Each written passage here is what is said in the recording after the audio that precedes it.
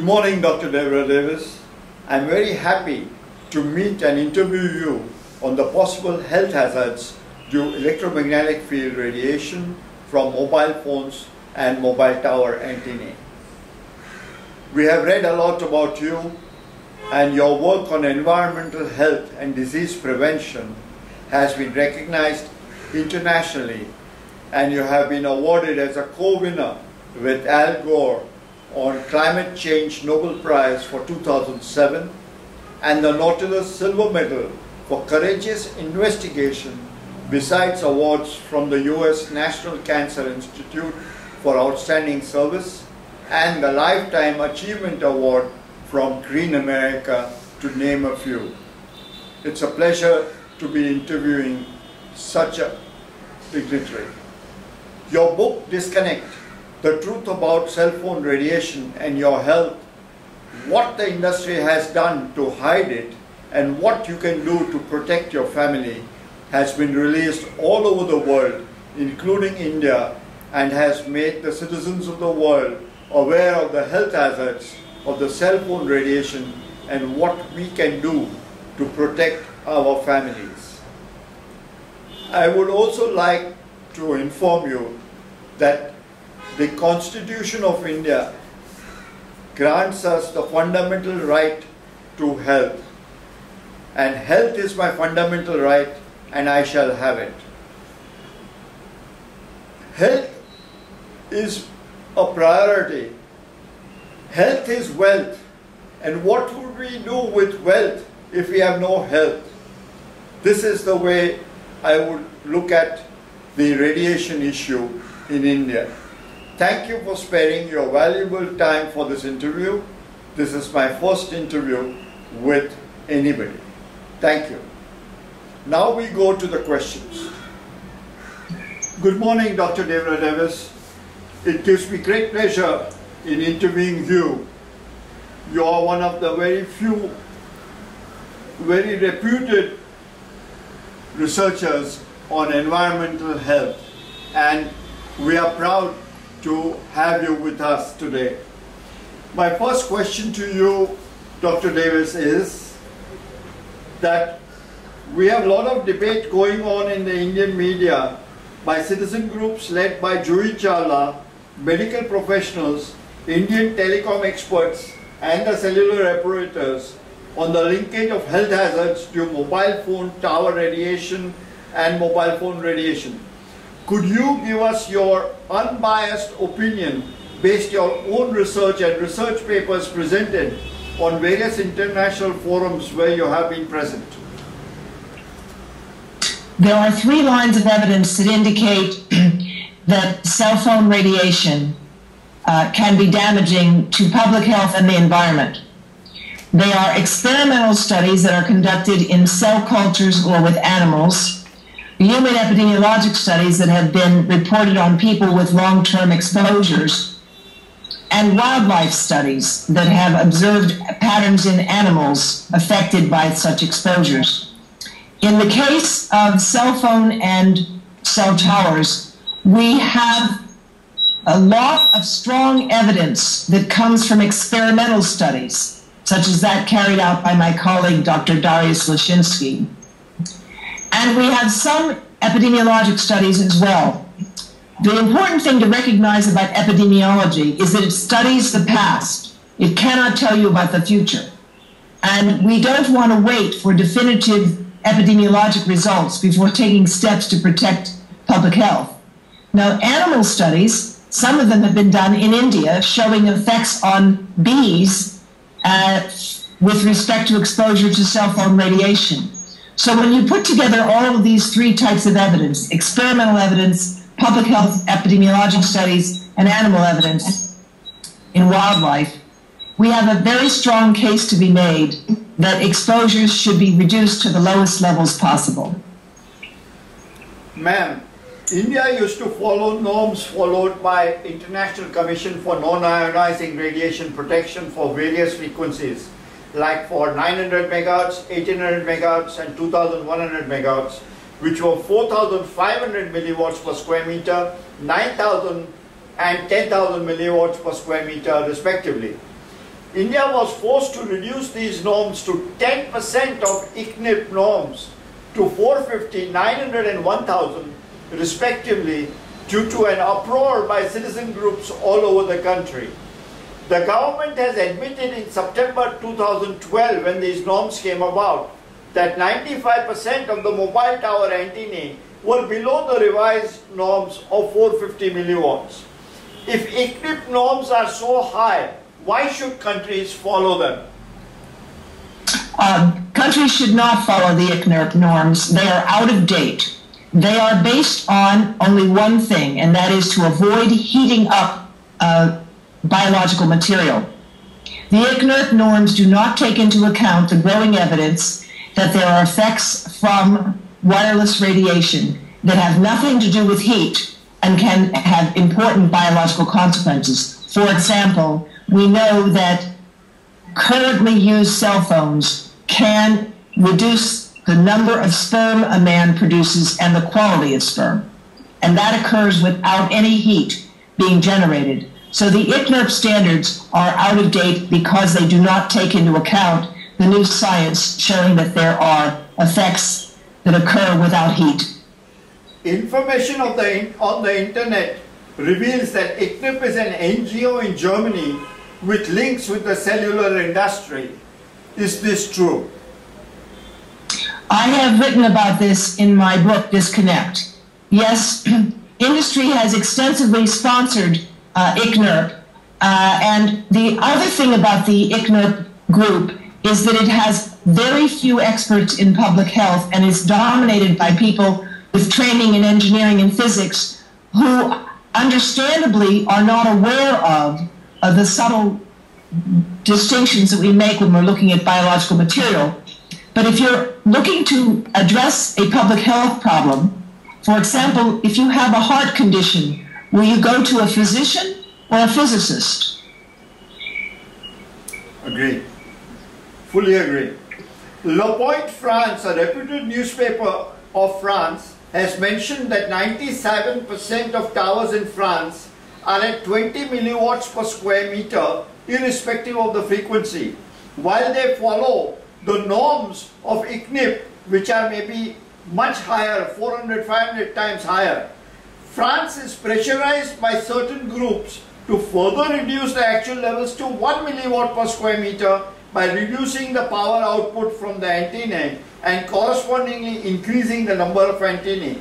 What is your opinion on comparing norms versus actuals? Are the norms more important or the actuals more important? We have no idea of what the actuals are prevailing in, say, France, Finland, USA, UK. We only know that they follow ICNIRP norms, which are artificially high. I think it's very important to manage with the facts. And there needs to be active, ongoing, publicly accessible monitoring for the amount of radiation being emitted by towers into our public spaces. The Indian Parliamentary Standing Committee on Information Technology in February 2014, in the report have mentioned, based on the information provided by the Department of Telecommunications, which is a government organization in India, that 5 countries like Russia, Poland, Lithuania, Italy and Bulgaria have radiation norms of 100 milliwatts per square meter for all frequencies, be it 900, 1800 or 2100, unlike in India. Thus, India's norms actually work out to almost 5 to 10 times more than these countries. And they are not the most stringent as the Cellular Operators Association of India claim to be. What, in your opinion, should be the norms for high populated countries like India and China, having densely populated cities with building at handshake distance? I think that we face a profound challenge in dense urban environments in the rapidly developing world, in India and China, and in Latin America. And in general, the policy should be to have radiation at the lowest achievable levels. The principle of ALARA, as low as reasonably achievable, is used to guide the amount of diagnostic radiation used in hospitals today with X-rays. That same concept, as low as reasonably achievable, should be applied to ambient exposures to radiation in the dense urban environment. This will require a lot of environmental engineering and configuration of hardware and software to reduce exposures, but I think it's important that we begin that process. The power density or the radiation levels have a formula according to what I am given to understand, that the power density is directly proportional to the power transmitted by the antennae and inversely proportional to the square of the distance besides two other parameters. In India or in other dense populated cities, we cannot control the distance. Is it true that the power transmitted should be as low as possible to try and reduce radiation levels, which will in turn reduce health hazards? I certainly believe that is the case, and I think that it makes good public health sense. We also need to ask a fundamental question, which is, are we engaging in a lot of frivolous and trivial uses of wireless communication devices? For example, is it really worth someone's health and well-being to allow their child to play video games throughout the night or download movies or pornography? I believe that a lot of the use of the internet is for frivolous matters, and we need to have a national and international dialogue about some of the use that we're putting to the internet now, which is really hogging up a lot of the spectrum for these trivial uses, and therefore impeding our ability to respond to emergencies and do the things that are important. I was requested by Cellular Operators Association of India to meet one Dr. Vijayalakshmi from Texas, who is supposed to be an oncologist and a mouthpiece of Cellular Operators Association of India. She met me for 20 minutes, 1.5 hours, trying to convince me that there are no health hazards from mobile tower antennae or mobile phones. After blowing her own trumpet and telling me all the world organizations are believing, why can't you? So in the nutshell, at the end, I asked her as a layman, please tell me, Dr. Vijayalakshmi, since you are a well-known oncologist and a technical person in this field of radiation, what were the parameters that you used for these experiments which gave results which were what the industry wanted? She replied, 1 antenna, 2-watt power and 1 mouse. I said, let's end the story here and let's go to Haji Ali Juice Center, where I showed her the cluster of 20 antennae and about 5-6 policemen over there who were not happy standing there because of the radiation levels. So I said, go back to America and find out with 20-watt power per antenna, 20 antennae, put as many mice as you want, and 20 antennae with 20-watt power, tell me whether it affects the mice or not. Now my question to you is there a norm of power transmission in America or any other country? I'm afraid I cannot answer your question. I can tell you we have a very big problem in all countries. There is no routine monitoring for power, for radiation from these devices. It does not exist. And it is absolutely critical that we develop the capacity to do it, and the software exists that we could be doing this monitoring, and we need to do it. But while we develop the means to do the monitoring, we have got to reduce exposures. It makes no sense to be treating our children like lab rats in an experiment that has no controls. I agree with you. In India, who controls the power is the industry, remote control in their offices. So if I have a connection problem, I ring them up. Oh yes sir, in half an hour we will do it. That does not mean the man comes to the site to check what is wrong. He will just increase the power maybe from 20 watts to 40 watts. How am I to know? And this is the problem, that there is no regulations and no monitoring, and there is self-monitoring and self-regulation by the industry. We all Let me tell you something. You could set up a digital display on top of a tower that would tell you how much power it is using. Just like you have a display on the number of people that exist or the temperature, you could have a display on the power right there in public. If you required it, you could do that. I have suggested, like we have water meters and electricity meters, put up small meters of power transmission on the antenna cable itself, so that we can see it, what is the power, and we can monitor it during the day. Because I know that during rush hour or peak hour, they would increase the power. But does that mean increase the power beyond 20, or they would reach at 20? And if there are 10 or 20 antennae, what will be the total power transmitted? They don't care. That is my problem. All right. This colleague from America, was it Professor Vijaya? Vijaya Lakshmi. Yes. She came back and she said... No. She is not an oncologist. She is not an oncologist. She's not a physician. She is an experimental researcher who works extensively with the U.S. military. And she has reviewed the literature selectively, not comprehensively.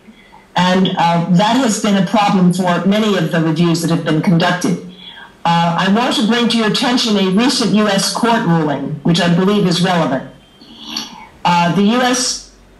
Superior Court in the District of Columbia, Judge Frederick Weisberg recently ruled that experts would be allowed to testify about their scientifically based opinion that cell phone radiation is a cause of brain cancer. And that ruling was just issued a few days ago in the United States. The judge made his ruling based on an extensive review of the scientific literature that included the three things I discussed: experimental literature, public health studies, as well as some wildlife observations. And so I think what we're seeing now is that the courts, while they are conservative, are moving ahead to say that we do have evidence now of risk, and we should not continue to insist on definitive proof of human harm before taking steps to protect the human population. We are happy with this development of the U.S. Superior Court of the District of Columbia, which has announced more than 29 court cases to be opened up again. And I hope that the judges will be as unbiased as they should be, and not be influenced by the industry or by the ruling party. I have another question. Antennae are fixed in India at any height and any distance. Is there any way of controlling this? Is there any norm like this in anywhere in the world that you can put up at 10 feet height, at 5 feet distance? Why should we be having this effect of radiation 24/7? It sounds like the Wild West of America in the 18th and 19th century.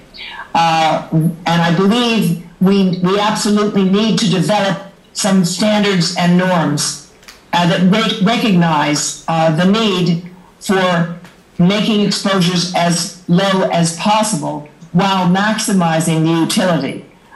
These devices can be very helpful in emergencies, in times of crisis for medical matters, but they need to be used in a much more prudent way, which is why Environmental Health Trust has been working with you and so many others around the world to promote awareness of the need to practice safe tech.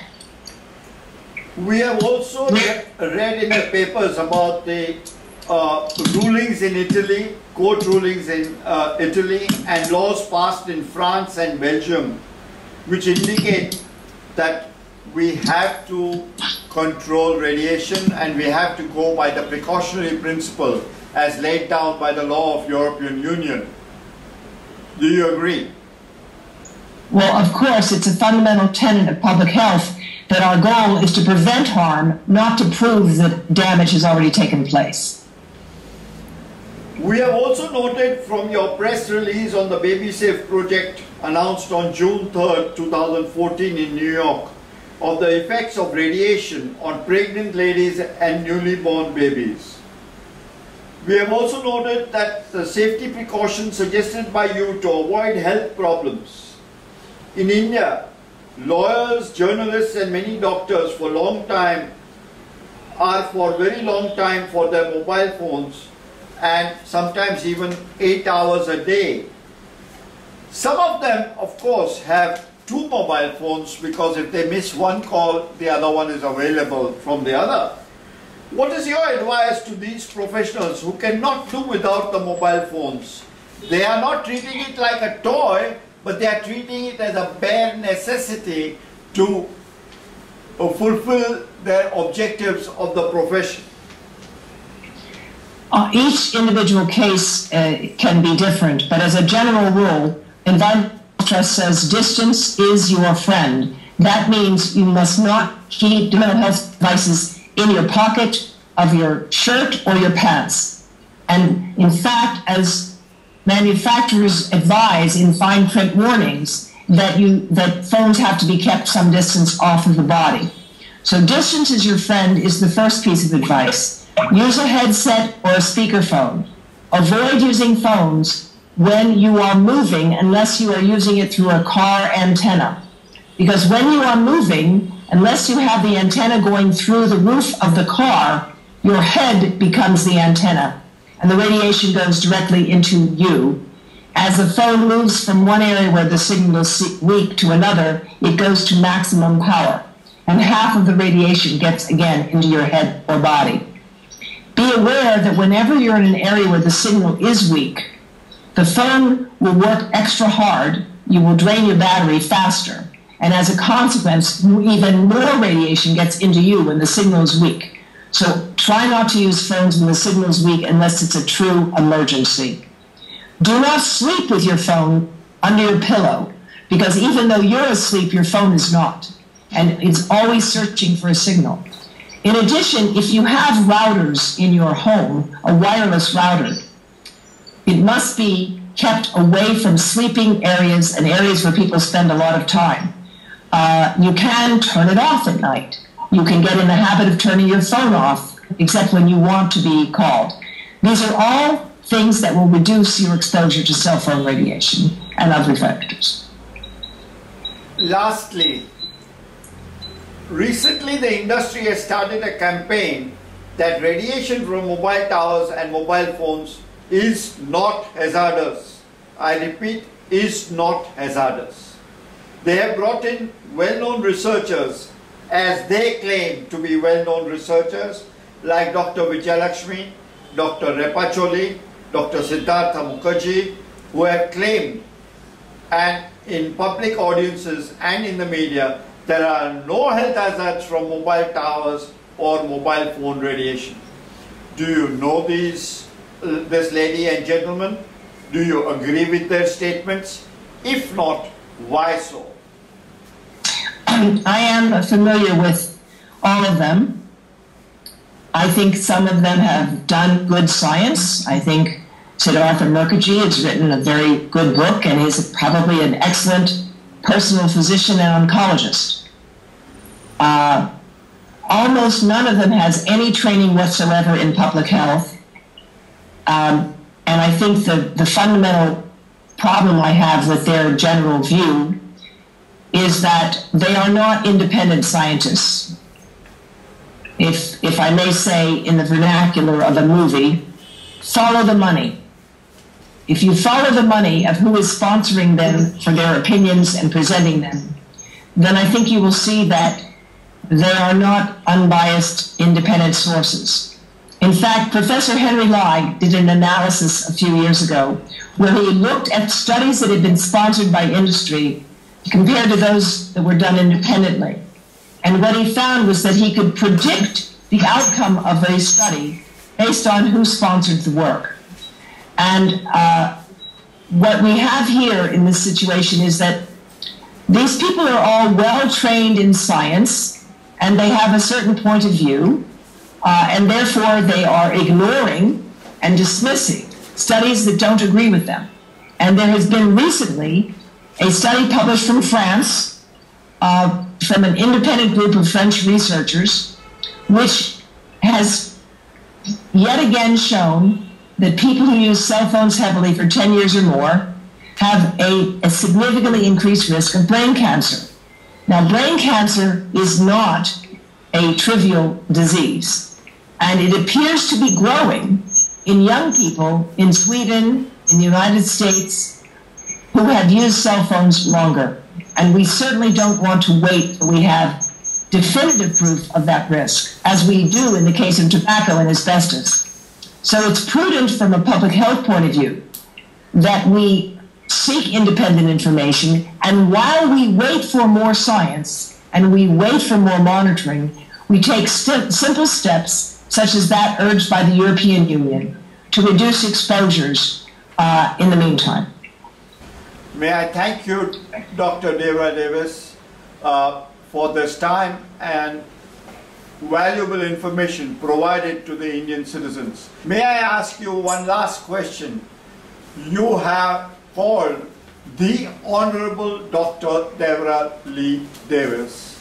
May we have some background on the two words, the Honorable, as given to you by the President of America, and also about the award which you got together with Al Gore for the Nobel Prize participation.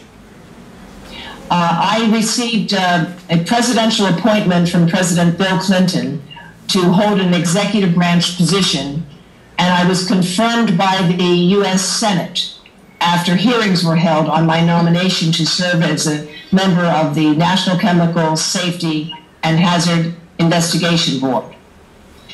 That position I held from 1994 to 1999 until I resigned. Because I was confirmed by the U.S. Senate and nominated by the President, I am entitled to the title, the Honorable. When I worked as a member of the Intergovernmental Panel on Climate Change for the United Nations, I was part of a team that wrote the reports of the Intergovernmental Panel on Climate Change. Assessment 3, I was a lead author of several chapters. And because I was one of the lead authors, I was one of the several hundred scientists to receive the Nobel Prize, along with Al Gore, for our efforts over 4 years to review all of the scientific data that we had. I focused on the public health impact of fossil fuels, an issue of great concern to India. And I worked with many distinguished Indian researchers on that project who shared that Nobel Prize with me as well. Thank you very much, Devra. Thank you, Raj.